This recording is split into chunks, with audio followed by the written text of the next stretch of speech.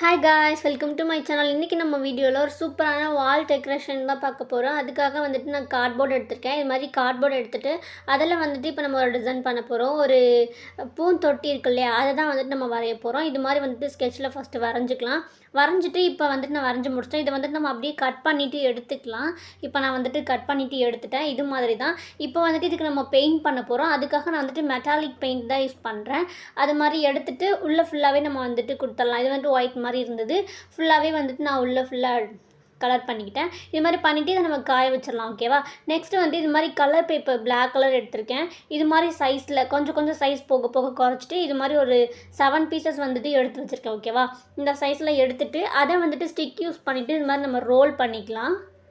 Role பண்ணிவிட்டு லாஸ்ட்டாக லைட்டாக கம் அப்ளை பண்ணிவிட்டு ஒட்டிடலாம். ஓகேவா?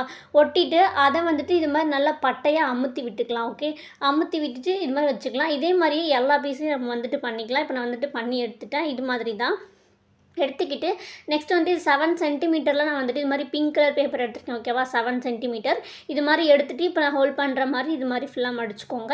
இது மாதிரி மடிச்சுட்டு லாஸ்ட்டாக வந்துட்டு இது மாதிரி மடிச்சுக்கலாம். இப்போ நான் மடிக்கிறேன் இல்லையா, அது மாதிரி மடிச்சுட்டு சிசர் யூஸ் பண்ணி இப்போ இந்த மாதிரி ஷேப்பில் வந்துட்டு நம்ம கட் பண்ணி எடுத்துக்கலாம்.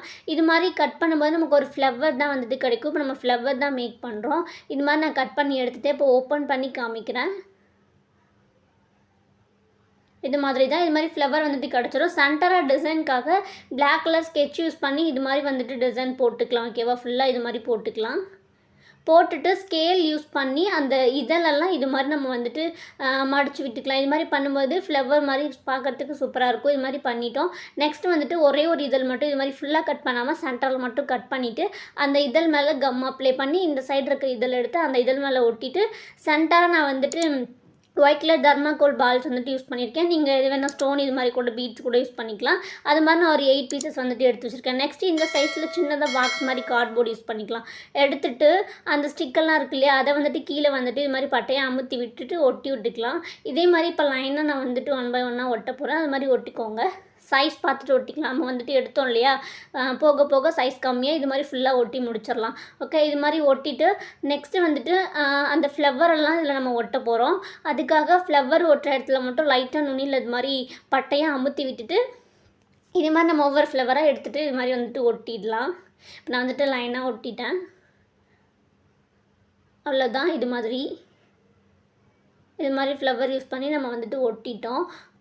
ஓகே, இப்படி தான் இருக்கும். நெக்ஸ்ட் வந்துட்டு கட் பண்ணி பெயிண்ட் பண்ணி வச்சுருக்கோம் இல்லையா, அந்த பீஸை வந்துட்டு இது மேலே ஒட்டணும். அதுக்காக இது மாதிரி ஃபுல்லாக கம் அப்ளை பண்ணிவிட்டு இது மாதிரி மேலே மட்டும் நம்ம வந்துட்டு ஒட்டிக்கலாம். இது மாதிரி வந்துட்டு இந்த அடியில் அந்த பீஸை வச்சுட்டு மேலே இந்த தொட்டியை நல்லா அழுத்தி வந்துட்டு ஒட்டிடலாம். இந்த இது வந்துட்டு ரொம்ப ப்ளைனாக இருக்குது இல்லையா அந்த தொட்டி, அதுக்காக நான் வந்துட்டு பிளாக் கலர் மார்க்கர் யூஸ் பண்ணிவிட்டு அது ஃபுல்லாகவே சைடில் அந்த தொட்டி மாதிரி நம்ம வந்துட்டு இது மாதிரி அவுட்லைன் கொடுத்துட்டு எடுத்துக்கலாம்.